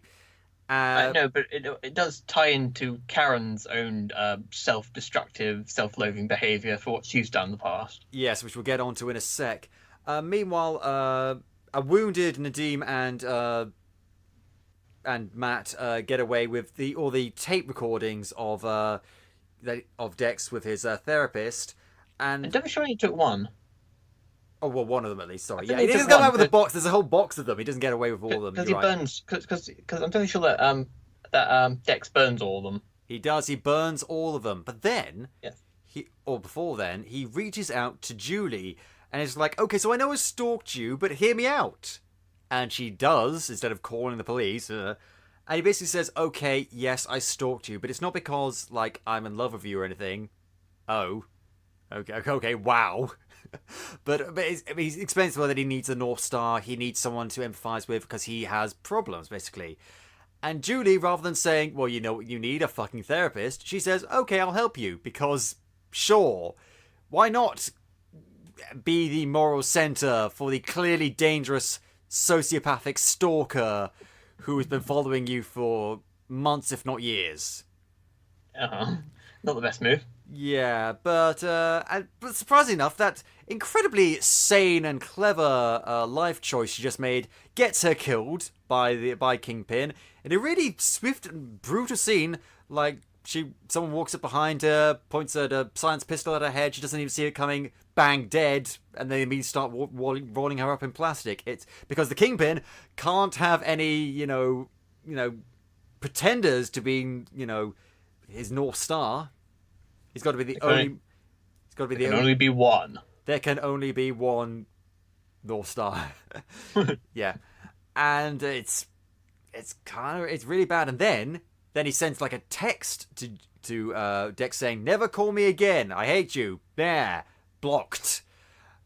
Further driving him, and that's when we start to hear the buzzing in his head. They keep coming to this thing where he's buzzing in his head. And they overuse it a little bit, but at the same time it shows just how much he's degrading psychologically. Mm-hmm. And it's also in this episode that, despite the fact that she knows that he has super hearing and superpowers related to his senses, Sister Maggie prays upstairs to God about how hard it is to be his mum, be Matt's mum. And Matt is downstairs and he hears this. And it's just like... It's just like, oh my god, don't be in the same building as Matt Murdock and blurt out secrets. Don't do it. And then, whoopsie. And then Matt confronts Father Lantom and he says, like, so you know that the woman who took care of me after my dad died was my mum all along? You knew that the woman who abandoned me when I was a kid was there actually and you never told me? It's like, yeah, I thought it was the best decision. No, it wasn't. Fuck you, dude. And you can kind of understand why. Like, I just did what I thought was best, and no, it fucking hell. A lot of people lying to this guy. It's really not nice. And Thou shalt not lie. basically, yeah. And he starts having hallucinations, well, not hallucinations, internal monologue things with his dad, blaming him for dying and leaving him alone. And, because, I mean, dear God, someone be an forget Dex, someone be like a father figure to this guy, because his dad, Father Lantum, Stick, people just keep on disappointing this guy. And basically saying, you know, he says to the ghost, if you will, of his dad, you die because you wouldn't throw a fight. You were too prideful. You stick to your code of honor more than you decided to stick by your son, and that's why you died. And I suffer because of that, so I'm not going to let anyone else die because of that. I'm going to kill Fisk. I'll be here again. Fuck. And then Here we go again. Then we get a flashback, an actual flashback this time, to how Maggie and Jack met. She saw him fighting and helped him out with like giving him water and his mouth guard and stuff. And immediately they're like together and having a baby. And then she's just like staring off into space while the baby is crying on the bed. And then it's revealed, oh, she had postpartum depression. Oh, okay, that makes sense. And so rather than taking her to a therapist, they take her back into the church and she becomes a nun again. Like, did they not have antidepressants back then? I'm pretty sure there are other ways of doing this. And like, she doesn't even like go away for a while and come back. She's just like, okay, so I was depressed for a while. I got over. Well, I don't know if you can get over that sort of thing, but she definitely gets better. She seems better now in the present day timeline. But she never once said anything, even when Matt's father died and came to her. And she just say, like, at first I thought it would do more harm than good, and then it was too late. And these are very, not reasonable explanations, but they are very human explanations. Yeah, very, very spiritual ones as well, from a Catholic point of view. That is true, yes, and that's the big thing. And so it's one of those things where I don't agree with the characters' decisions, but I think I'm not supposed to. I do tend to take a bit of a moralizing stance on the show and a lot of characters and why they do things. But I think this is one of the cases where, like, it makes sense within the context of the story, and it's good writing, so I can live with it. Yeah, plus, nuns aren't allowed to have babies, children, are they? I should think they are. I mean, they knew she had a baby, and they still took her back. So yes, yeah. I don't know because I've never been a nun, and God knows I've tried. God knows I've tried. But anyway, okay, no, that should be an interesting story. I have a history, so what? And so hang out with Whoopi Goldberg. And so meanwhile, Nadeem is becoming more and more convinced that actually Wilson Fisk is not on the up and up because, you know, he's bartering information on the criminal underworld in exchange for personal effects, and suddenly the penthouse prison he's in suddenly becomes a penthouse apartment. Oh dear. Oh, this is starting to... You can see... Oh god, he's really manipulating them now, isn't he? And so Nadeem informs his boss, Hatley, of what he knows in front of, I think it's like internal investigations for the FBI or something, this Wynn guy. And, oh, okay, so this is everything we know. He's definitely playing us. He's definitely, things are definitely going wrong. We need to get rid of him. Okay, fine. Bam, he's dead. Oh, shit. Oh, God. Bam. Oh, Hattie killed him. Oh, shit. And then she takes his gun, does it with his gun, and there's a recording of her saying, no, Ray, don't. And then she bags the evidence and says, okay, right, so you are totally now 100% working for Wilson Fisk now. Okay, I don't like that. I don't want to work for him either, but that's what we're doing because he's something on me, he's something on you, he's something on all of us.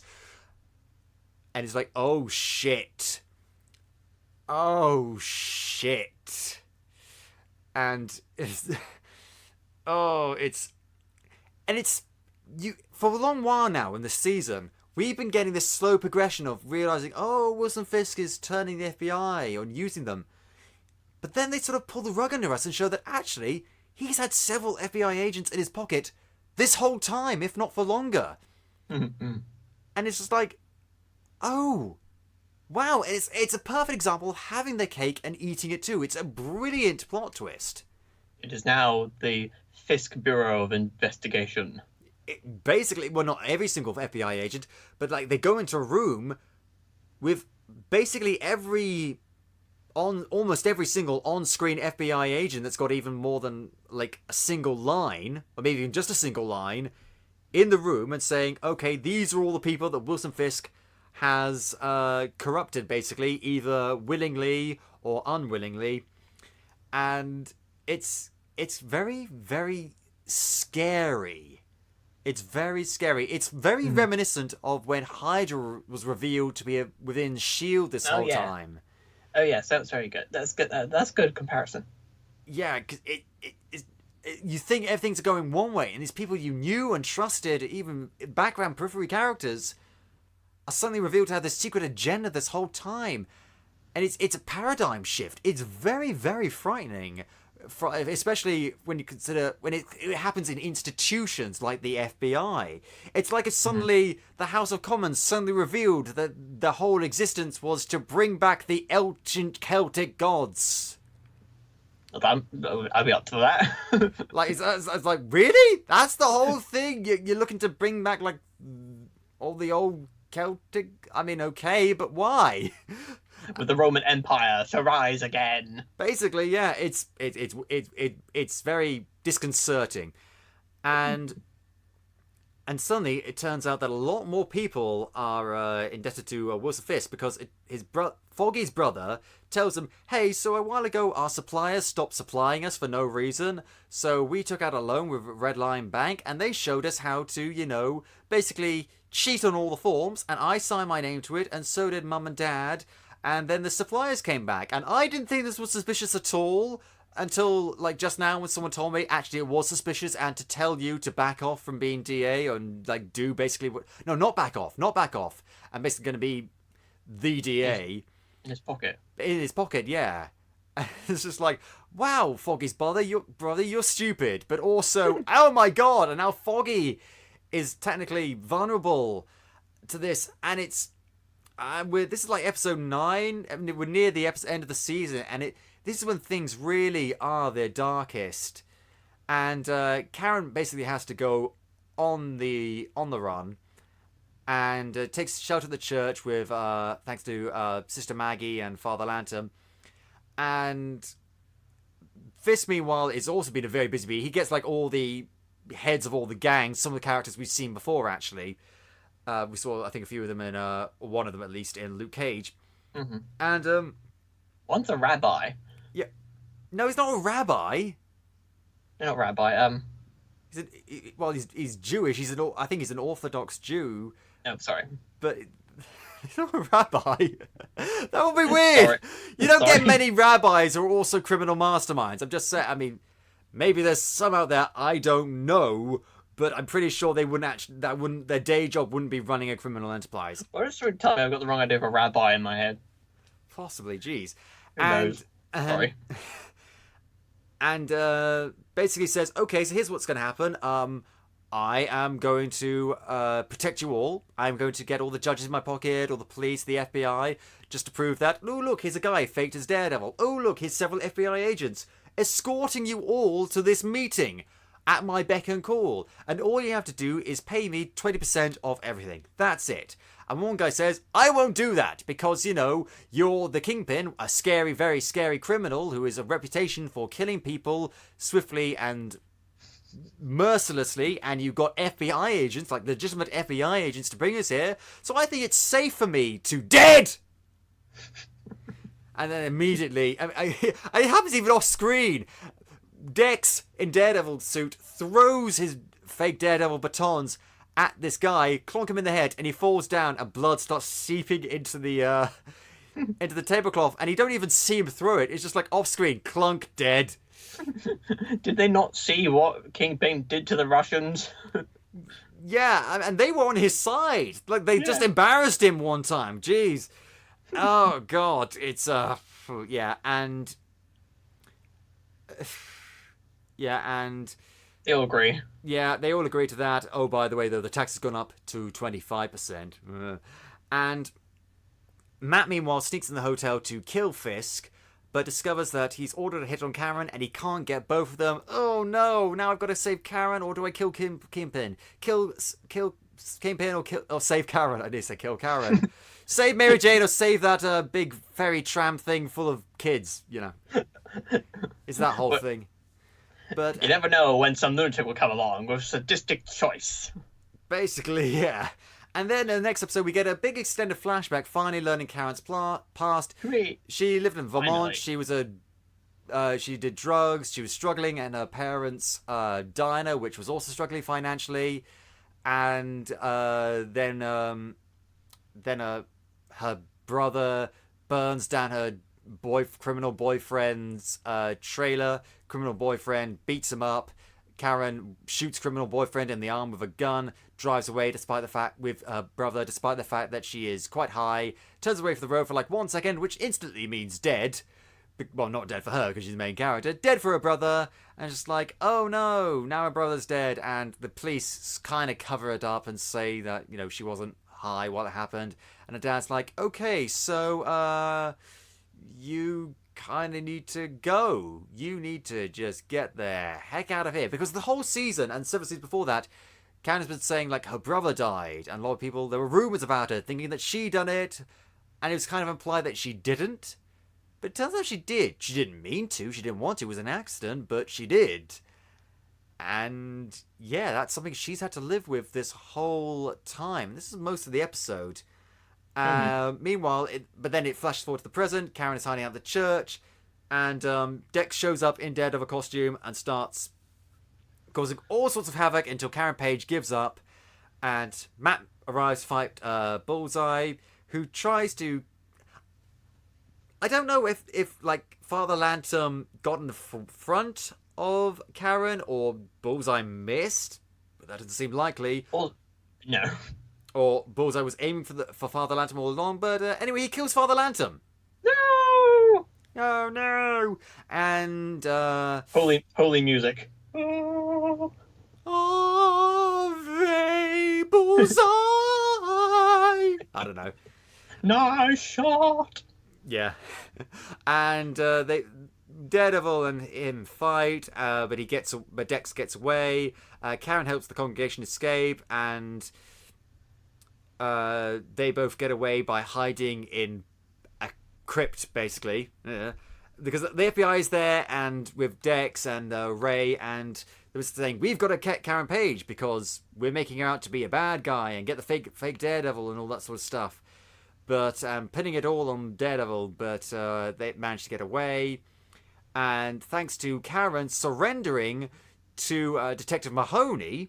Yay! Because apparently there's this whole thing where if she surrenders to the police, the FBI can't get her. Because, again, American judicial system, it's weird.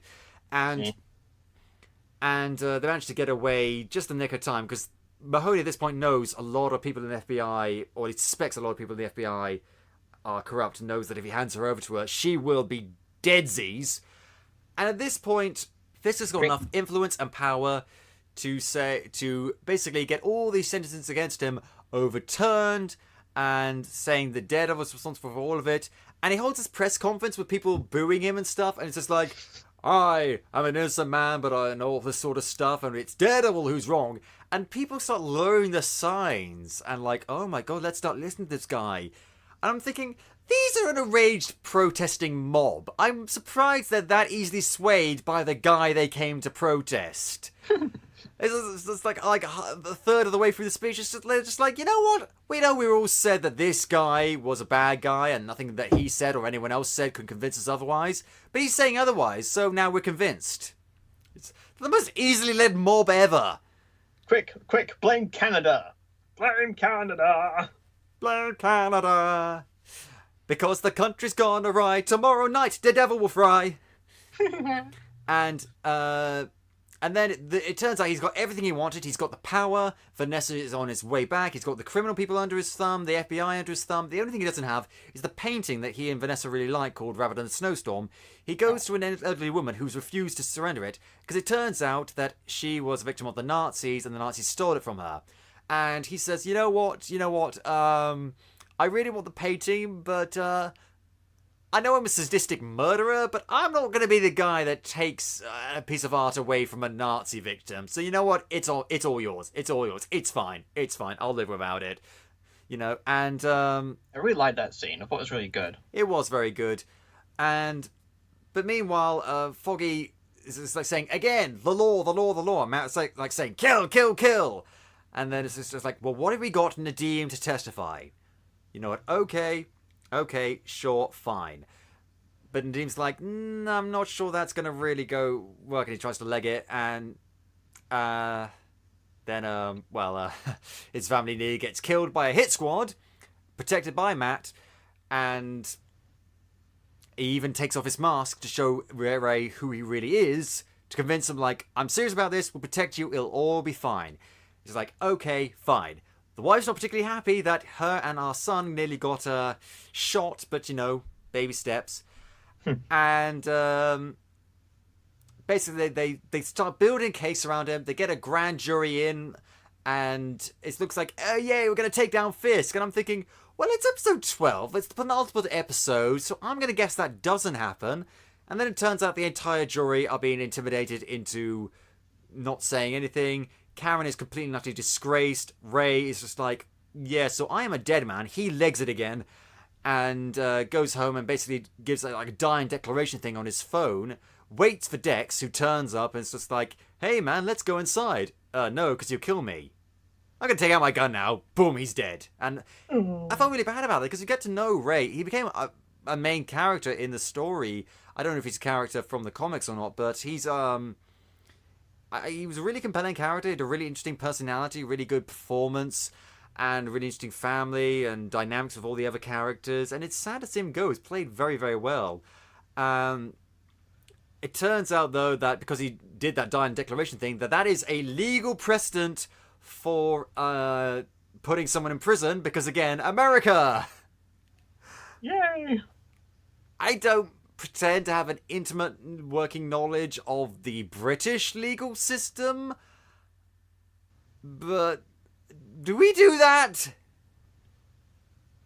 I don't think so. Yeah. I know I think people who have committed crimes have been posthumously trialed, but Posthumously. But I never heard of someone being used as a witness in the same manner. Yeah, but I don't know. Meanwhile, though, Vanessa is back. Back, and she's like, okay, so Wilson, you're keeping me at arm's length because of this whole criminal thing, and I don't really like that because, god damn it, I am a strong, independent female, and you will include me in all of your criminal dealings. Damn it, we are partners in this. Going even so far as to saying, yeah, we should definitely kill those people. Which orders Nadeem's death, and then the painting mysteriously turns up in the apartment, and it's kind of hinted that Dex kind of killed the poor old woman. Well, it's very strongly hinted. I don't think we can really say otherwise, and it's shown that he's making decisions outside of Fisk's control. He's becoming a bit of a less of a puppet, and this is something that Matt takes advantage of. He calls him up and says, hey, Dex, how are you? How's Julie? Hey, don't talk about Julie. I like Julie. Really? Well, it's a shame then that she died. She didn't die. Hey? Oh, yes, she did. No, she didn't. Yeah, Fisk killed her. No, she didn't. No, believe me. Go to this freezer place and find her body. Oh, right, I will. Oh, God, Julie! And you just know that Wilson Fisk's days are numbered at this point. And, there's kind of like a parallels with the Dark Knight here. Fisk has, in a way, thinks that this person who he has under his thumb is completely controllable, but the fact is that even people like Dex have their limits, and Fisk took away his true North Star. Yeah, and now he's going completely off the rails. Meanwhile, that video of Ray is leaked online during Fisk and Vanessa's wedding. Oh my god. Like, they have this beautiful wedding, and it's really sweet and romantic until everyone realizes, oh shit, well, they are busted. And this I like how the mob bosses kind of like slowly leg it out before everything goes to hell. Yeah. And also apparently they were intimidated to go to the wedding. Like, can you just invite them? Like, I think if they got an opportunity to go to like a swanky party with free food, I think they'd say yes. I'd say yes. Yeah. Meanwhile, then Dex turns up in the Daredevil costume, and it's kind of weird to see him like with a microphone in front of the band, like, "Hey, I got a little special shout out to the new Lovebirds, die." and this is when real Daredevil shows up, and they start fighting, and it's a three-way fight between Bullseye now trying to kill Kingpin and Vanessa, Daredevil trying to kill Kingpin, and Kingpin trying to kill the both of them.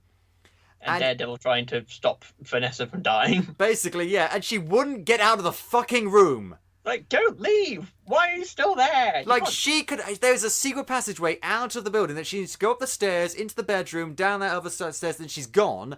The fight is happening in the main part of the penthouse, and Fisk says, like, go, get out of here, actually fucking get out of here. And she doesn't, she, like, goes halfway up the stairs, just like, you know what, I want to watch this, let's see how this plays out. And Fisk goes...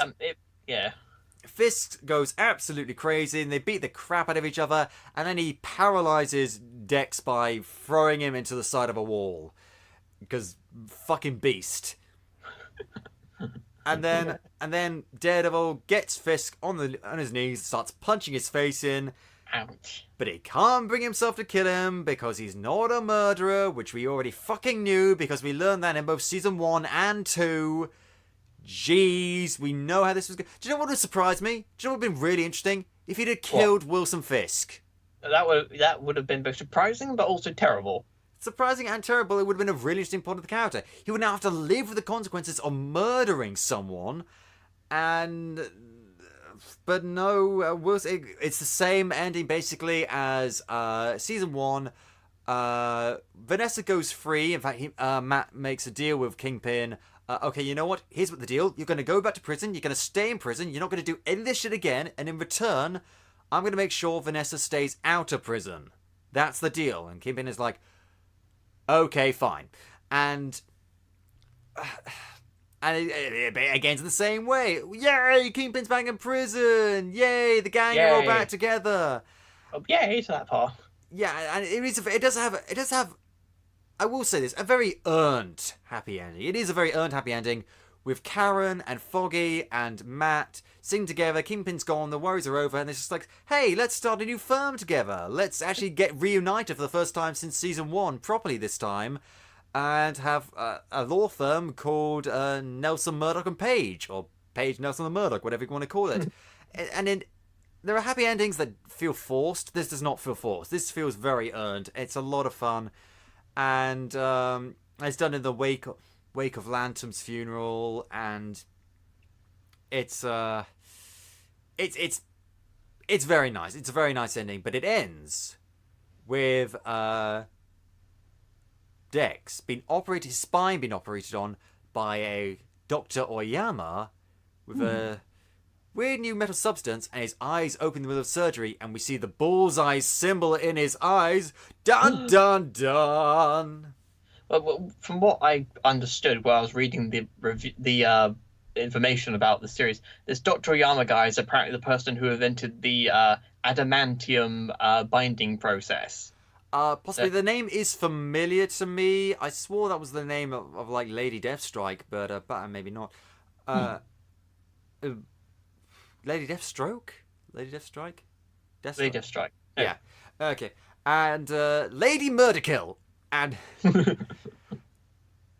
Lady Deadstrike. Who knows? Lady Deadstab. That nice lady in X-Men 2. Nice lady in X-Men 2. And so, yeah, that's a whole thing that we're going to have to do now. I'm glad Bullseye's coming back because I do want to see more of his character. He is my favourite character this season. I love all the characters, to be honest. There's not a single character I don't really like. and it's interesting. And Matt patches things up with Sister Maggie. Because he remembers the last thing I said to Father Phantom was like how much I hate him and I don't want the same to happen with you, so let's start on this and build a relationship. And it ends on a really positive note, and that's basically it. That is the story of Daredevil season 3. Thoughts? What a roller coaster of emotions. What a roller coaster of emotions. And he's still, although I'm saying that, at the end, he doesn't get back in the suit. So Daredevil season 4, we're going to see him back in the suit. He's going to be back in the black suit. Because, like... Put him in the red suit. Put him in the red suit. Like, you can't put this genie back in the bottle. He needs to be out. If they had kept him in the suit this whole time and never put him in the suit, I would have been a bit frustrated by that. But I could live with it because we like the MCU Netflix Daredevil suit. But they haven't done that. They've given us the suit, and it's just like... It's like if...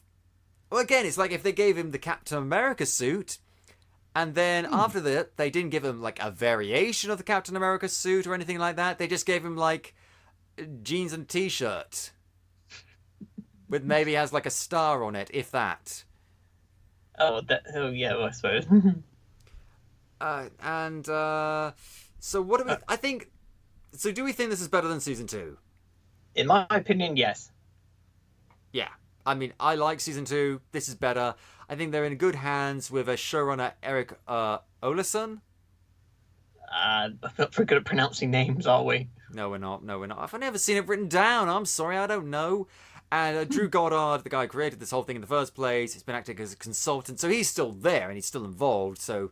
It's not a completely new, clean state, but it means that they're bringing new people on, new ideas, and I think for the most part it works very well. There are some things that I do complain about, things I don't really like, but honestly, they don't ruin things for me. They're just like, oh, minor annoyances, but I can live with them because they're so good, and a lot of them, even though I don't particularly like them, do work in the context of the scenario.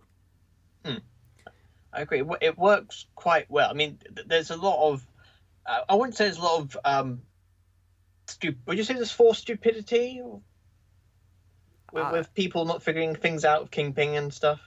I wouldn't say stupidity. It's again, it possibly stupidity, but it's also like they have good reason not to want to distrust Kingpin because they're getting like so many dangerous criminals off the streets, and it goes back to this whole thing of being very human decisions. We don't want to face the truth. We want to believe that the impossible can happen, and that this bad thing is actually a good thing. And then there's the sunk cost fallacy and all these other sort of things. So it's one of those things where I understand why. I'm not saying I would make the same decision, but then again, maybe I would because I'm human. At least that's what the doctors keep telling me. So, you know, it makes sense. If you had every single character acting completely and utterly logically all the fucking time, it wouldn't be a very interesting show. No, you wouldn't even have Spock, because not even Spock acts logically all the time. Fine, Shockwave from Transformers. I don't have any context for that character in terms of logic, so I don't know. Mr. Spock without the emotions. Sure, okay. And Charlie Cox, great again as Matt Murdock. Deborah Ann Wool, great against his Power Page. Eldon Helson, great. Joanne Whalley as Maggie Grace, great. Jay Ali, really like him as Ray Nadeem. Wilson Bethel, love him. Vincent D'Onofrio, one of the best actors of all time, great. Peter McRobbie as Paul Lantham, awesome. And Ellison, love Ellison, he's always a lot of fun.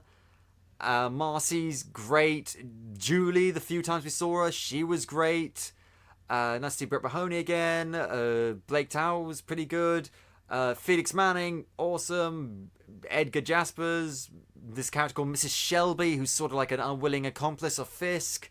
What's her story? Yeah, she basically likes... She's the one who like monitors, like there's a secret room that Kingpin has. The monitors like the FBI and lots of other people has like these secret cameras everywhere, and she's the one that like she's basically his Felicity Smoke, if you will. Yeah, I could Daryl just pops in. It's like, oh, you're back. Hello.